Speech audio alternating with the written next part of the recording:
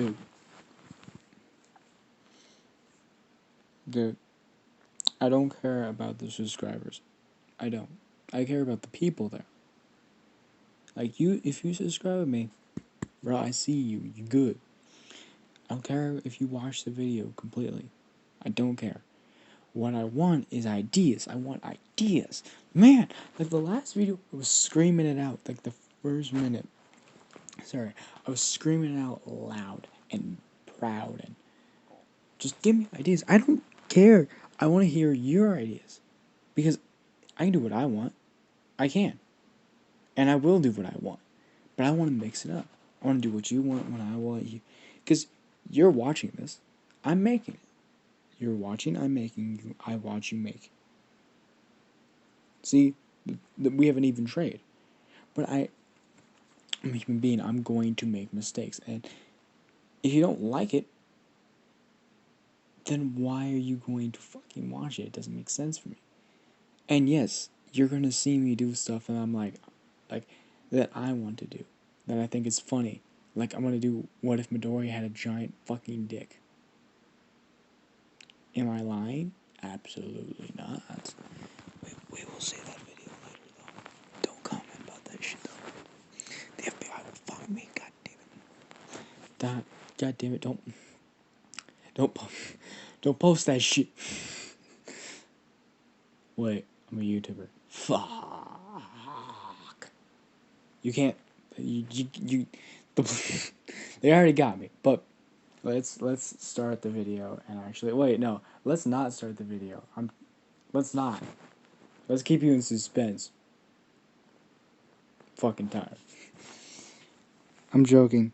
I'm joking my ass off. I'm sorry. I'm sorry some people pissed me off today and actually not today, it was yesterday.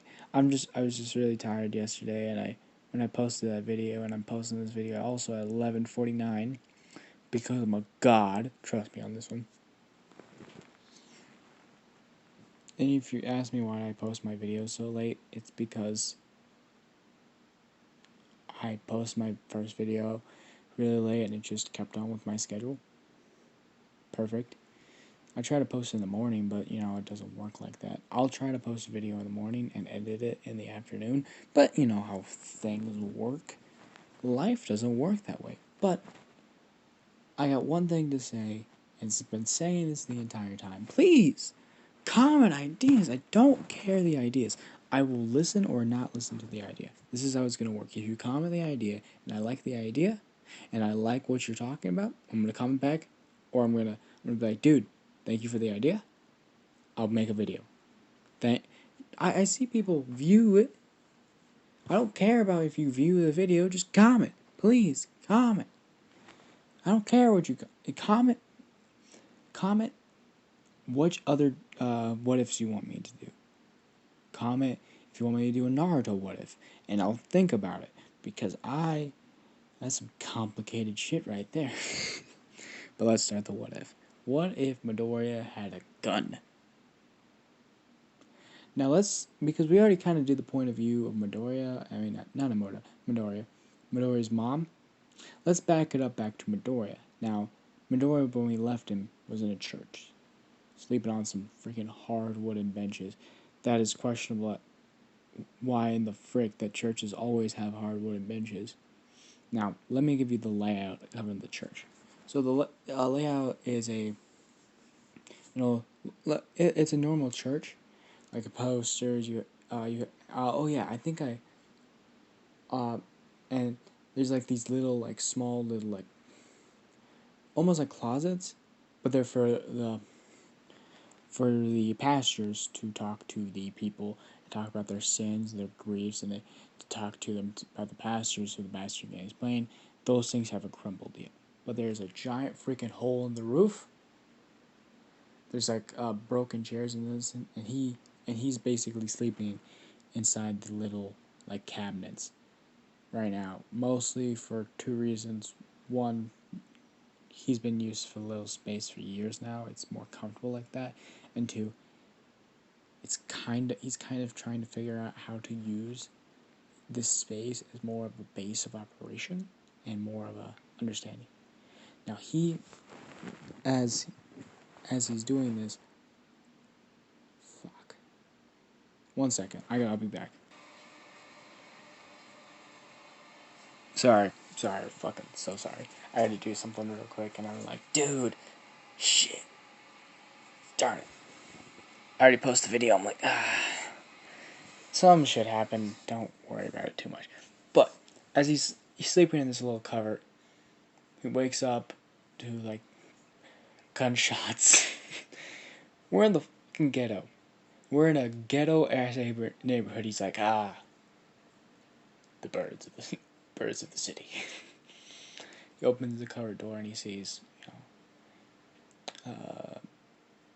some very hooded figures with I'm gonna say a one with a 6-shooter, like a very old 6-shooter. I mean, like it looks like it's been third generations. Like this man been this kid or someone has been using this 6-shooter for many years, and he's like 6, 7 years old. He's like he's pointing at this gun at this very old man. He's like, "Give me all your money, give me all your money," and he's like hooded and he has a mask on, and he's like, give me all your money.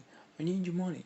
And Medoya just walks over there very calmly as he's getting ready to like. As he sees him, he points the gun at Midori and he's like, you can see him shaking. You can see him scared. You can see him terrified of killing people. He's terrified of shooting the gun. So Midoriya walks closer and closer and closer till he's basically right one step away from the child. He calls him a kid, but Midori's also a kid, but he had to grow up quick and he had to grow up fast. As Midori's, he says, "You don't want to shoot anyone, do you? You don't want to kill anyone. You don't want anything on your conscience. You're not man enough to kill me." He's like, yeah, I am. As he looks at the gun, he says, that gun as old and rotten, could blow up your hand in any second if you pull the trigger. He's like, I'm man enough, and he points at his head, and he like shoves it into his. Midori's walks one step forward and shoves it into his fucking face. He's, and he pulls it back, and he says, if you don't leave, I'll shoot you. And he's like, Midori's like, I'm not scared of death because I know you're not gonna pull the trigger. As Midoriya points his head down to the gun, like his forehead to the gun, and he says, "Fire! I dare you." As the look at, what are you, a monster? No one wants their life back. And he grabs his hand and he says, "You haven't seen what I've seen. You haven't known what I've known." As a kid, he's just scared. He just says, "What are you doing? Why are you doing this? You gotta figure out a meaning. You gotta figure out why are you doing this? Why you want this? Why is everything?" As he just starts screaming at this kid, the kid starts backing away. He's like, "You can't back away now. You're already here." As Midoriya grabs his wrist, and he's like, time kind of slows down for Midoriya as like he slowly starts pulling the trigger. As Midoriya smiles, as he ducks, and the bullet goes, and the kid falls back on his ass. As Midoriya dodged the bullet, and he's down on the ground with, because what he did was duck, and then pushed the kid's hand up at the same time because he had a grip on his wrist at the same time. So at the motion he shrunk and fucking ripped at the same time. So like the kid shot to the fucking sky. as he kind of grabbed the gun out of his hands, threw it away, pushed him down to the ground, and put a hand to his neck, and he said, "Why are you doing this?" He's like, to get out of poverty, of course, to get money so I can leave and go to a proper school like UA or something. Then what's your quirk? Accuracy. What? I can see like a critical chance of hitting someone. You were not trying to shoot me at all.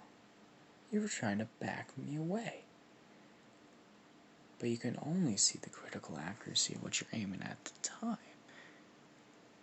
And you got to see someone to actually know how well you're shooting, don't you? And he starts backing away, and he gets like this to his trash piles. Like, he smiles and he says, "Kid, think of it like if he points a gun at you, he knows like if he hits it, the chances of you hitting him in the leg, the chest, the head, every point. So he tries to go for like the least amount of accurate to scare him off to give him the money. Like he doesn't want to kill. As he grabs the gun, as he researches the gun, of course, and he smiles and puts the gun on safety. He chucks it over. He says, "Be careful. I'm not the only monster around here. As we're gonna do a time skip of a year." Now, Midoriya has been getting busy. I mean, Midoriya has been like checking off that list. I mean, he starts out with all of like the pimps, locale, like all like the medium to like not that high people, like not that really important people, and then starts gaining and gaining and gaining to the point where almost everyone's dead. Of the front side, we still have the back side too, but everyone's fucking gone. All the low pimps, most of the drug dealers, everyone's dead, killed, or tortured to the point where they have no use. They can't do anything with them. Also, Midoriya picks up some. Keith also picks up that his weight, like he thought it was his weight and it's multiplied by 2. It's not. It's how much he's willing to carry. It's actually because he's like, before this, he thought, 126 is my max weight I can carry. Absolutely not. It actually multiplies as time goes on, and also, if he goes over that weight, he can carry it by himself. It's like an invisible backpack, basically. Let's say the max weight right now is it was 125 before, let's say, and it multiplied by 2 every year. So it's been 1 year, so it's around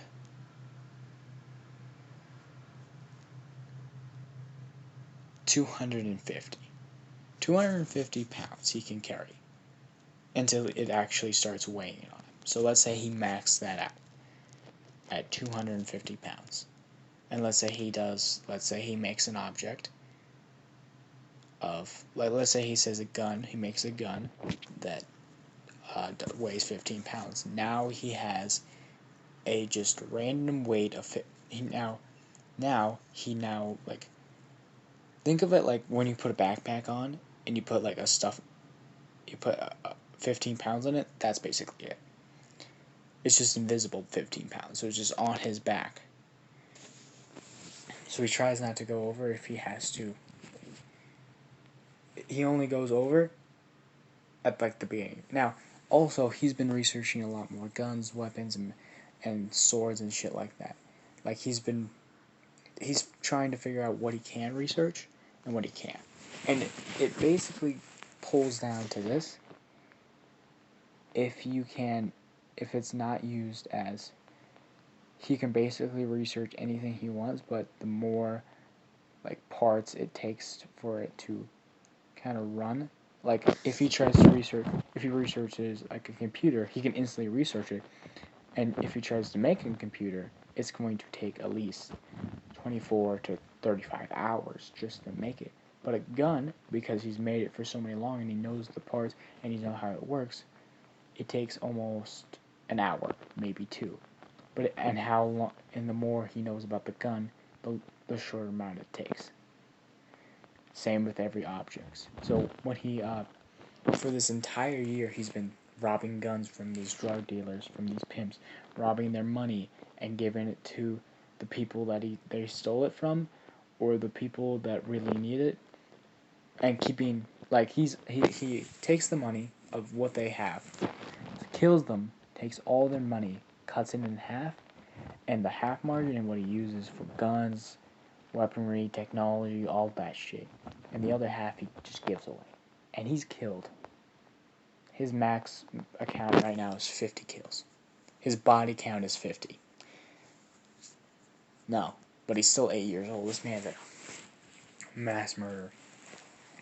As time goes on, though, Midoriya and Inko and Midnight hang out a lot more because they're now kind of like friends. Because Midoriya and Inko, frick, why do I keep on saying? Because they're very similar. Like, I bet $5 if in the canon universe that when talk shows go on and like a characters comes out, both of them sit like, let's say, here's our new guest, All Might, and they both sit straight up. Ah, this is gonna be good. They kind of like chatty buddies, and like she's trying to figure out where Midoriya is still. Now, Inko is fucking scared out of her mind because Midoriya has been gone for at least a year plus a couple days, maybe a couple months after that. So she's terrified of what her son's doing and what has happened to her son. No one has ever tried to fuck with Midoriya. He's taking down a crime boss. Multiple people have tried and failed terribly. It's Midoriya has a great like physical luck. He's just physically lucky. He not like, oh, I can ace a test, or oh, I can like flip a coin and get heads. But he's just incredibly lucky with bullets. It's not shooting them, dodging them. It's incredibly weird. It's just it feels like he like anytime like he in a fight, time kind of slows. And it's kind of like his adrenaline pumping so hard and so fast that he can see the bullets, like almost like a laser coming out of the gun and pointing at him. And for like a couple, like 5 or 4 seconds, he knows where it's gonna go and he can get out of the way. As I'm gonna just keep on going and I'm gonna talk more like it's multiple years, and it has been multiple years now. And I'm going to kind of like skip this point because it's just all I actually just have to say a couple things. Mass fucking murder. This Midoriya, when he grows up and starts connecting more guns and connecting more things, and every year he can make more weapons. He just starts killing. I mean, judges. I'm gonna say he's 10 right now. Actually, 12. 12 right now, and he just judges every single one. Drug dealers, people who are paid by the mafia to do things that are bad. I mean, like killers. He professionally made killers, and he's ripped. For a 12-year-old, he's fucking ripped. I mean, fucking 6-pack abs, incredible muscle structure, back very strengthened, incredible amount of willpower too. Just an incredible amount. Like this man takes like he still has that luck almost, and he still kind of knows. But with the odds he's fighting against, I mean, like it's 16. It's 16. It's 16 versus 1 basically. Usually the time, and sometimes it's 20 to 25 versus 1. But usually they only have pistols and maybe ARs, and they have to reload. Midoriya really doesn't have to reload. It's more like, drop the weapons, make more weapons, and keep on going, and keep on going. Midoriya's also very plan sensitive. He doesn't want to take bullets because he needs to keep on going. So he takes plastic explosives if he has to. He tries to kill most of them with a knife to be very secretive and very silent about it, and multiple years have passed. And every one of those drug dealers in this situation, all the gangs, everyone except one giant gang, and think of it like 4 trees. One is the Russian mafia, one is the drug dealers guild, and that's kind of just local drug dealers and the top drug dealers. Up the mafia themselves, and that's like the big dogs, like what we learned in My Hero Academia, aka like uh these are like drug dealers slash like helping with the Russian mafia, so they both are mafia members, but this is Japanese mafia. And then we have one other called the like the kind of like the protection unit. And I know they're gonna have like protection unit. Oh, that sounds good. They're not. They're the people that knock on your door and say, "Oh, a nice place here. Worry if it burned down." And he looks at it and he says, basically, they threaten people if they don't give him money. We'll burn down your house, or we will kill your daughter. If they don't have any daughters or siblings or anyone, burn down the house. If they, and then buy the land, and then build their own thing for business and opportunities. As you understand, they're not kind people. And Midoriya is 15 right now. He is taken out. Yeah, I'm gonna age gap him to 15 because time skip, basically. He's been taken for 4 years from his 8 when he was 8 when I started the first time skip. When he was 12, he took out the Russian mafia. He only took that out, and for 2 years, it took him 2 years to take out the protection unit and the mafia themselves, and it took him a year to take out the bottom, like the roots of the drug trade. He saved that for last, and I'll explain why. His last fight. Now, what happened was, he walked in the building, and there's 100 guys, all with machine guns, with grenades and shit like that. All because he called the guy and said, "Let's have a fight. You get the place. You can get how many people you want." And this man actually came fair, gotta say it. But nah, he brought 100 men. 100 men. And he said, "So, let's fight." Let me explain this fight. So Midoriya just sees everything slow down, and in his head he's just like, "I'm incredibly fucked." As he says, "This was for people. This is for the people they hurt. This people they killed.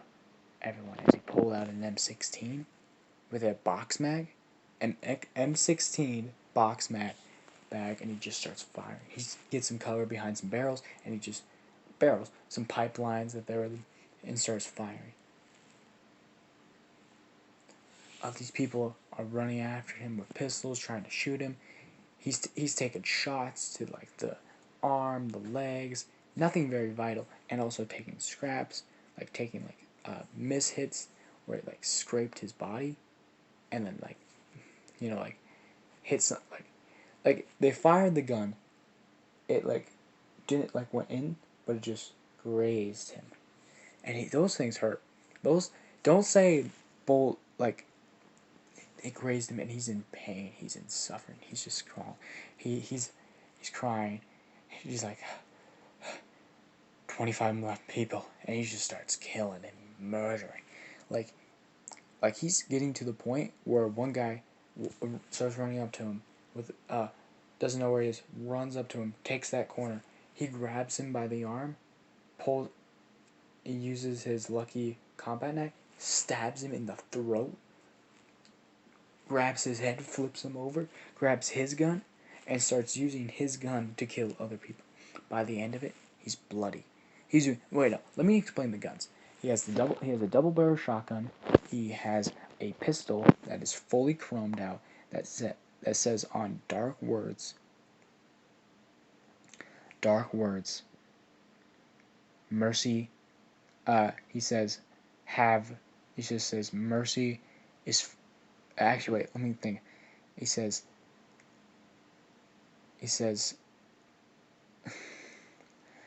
The world is full of good people. And just a really small text, just on his gun, the world is full of good people. That shows you, and he's just, boom, boom, boom. He's using barrels, he's using cover, he's just shooting again. He's taking shots, he's bloody, he's disgusting. He's blowing off heads, and he's just, like he's getting to the point where he's using physical, and guns. He's using knives, everything. Like, he's twisting necks. And he's on the ground. 100 people. And, Jackson Mafo. Jackson Mafo is the runner. And we're gonna cut to this scene. And Jackson's standing over Midoriya.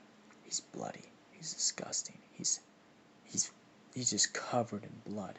And he's covered in muck. And he's covered in, like, just bullet holes and shit like that. And he has Jackson's not much better. He has some shots in him too. He has one shot at his leg, one shot at his arm, and he has a knife he has a throwing knife into his rib cage, and it's just the thing is just poking out. He's like, "You got a number on me, don't you? Don't you?" But guess what? I won this one. As he doesn't, he pulls out the gun. He says, Midoriya looks at it. He says, "You wouldn't know how I killed so many of you people.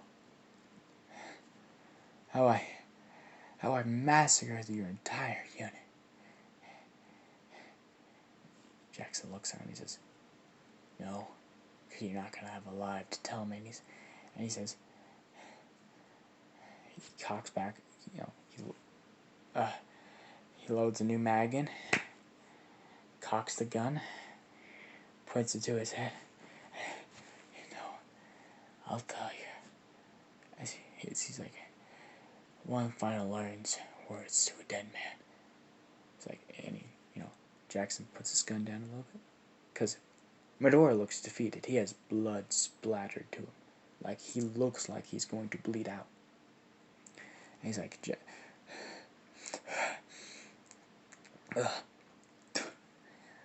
from a dead man to a dead man, I'll give you one wish. Why did you keep on killing, even though you know you were going to die? As Midoriya looks at him straight in the face, he says, "Get closer, let me tell you." Jack get one step closer, and he says, "Because I had something to live for." And he pulls out his arm, and a double-barrel shotgun popped up in his arms, and he fired it. As Jackson's entire face blows off, but not dead. He's not dead. As he he drops the gun. He's like, "Oh God!" As his face is just, because this is birdshot. He didn't have any buckshot left. So it's just basically hot BBs into his face, and it was such a close range. The BBs didn't spread out, but it was so lit because it was birdshot. It didn't blow off his head like buckshot does. He's gonna say, "You'll pay for this," as he sees that Midoriya has 2 shotguns. double barrel, both of them. He points at him and just says, as he's bleeding, he just says, "I'll see you in hell, my old. I'll see you in hell." And he fires one shot and then fires two shots out of the other double barrel, no, double barrel shotgun, and he just one shot hits him in the chest and just like fucking just roasts his skin, and the other shot just because this was buckshot. This one, the second one was buckshot, and he just boom blows off his entire torso. As all you hear was ambulance, police, and like fire. Yeah, ambulance and the police, and he just starts walking out there as he sees All Might.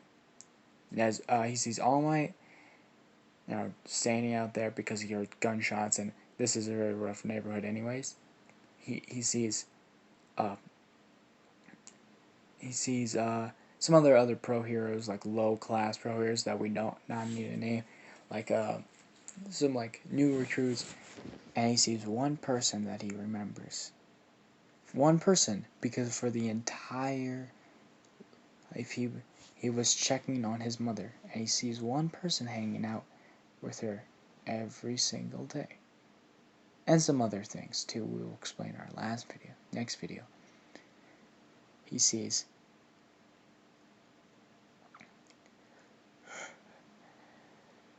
and we all know who it is, and he just starts breathing very heavily. He starts crying as he drops down to his knees. He says,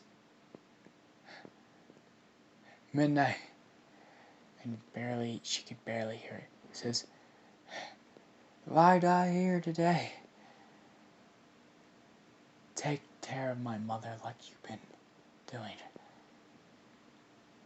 Don't take me as her failure." As he drops down to the ground, as she's like, she looks at all the police officers and like all the men. He says, help him, go, what are you doing, go!" And she screams like loudly, and she looks at All Might. He says, "What are you doing?"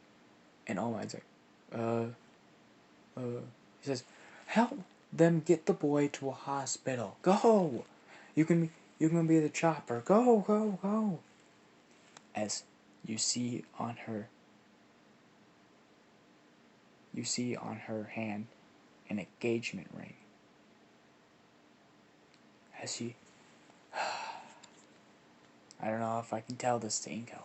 And this is where I'm going to end it off. Please comment your responses.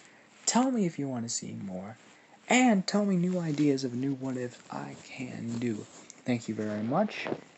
Good night.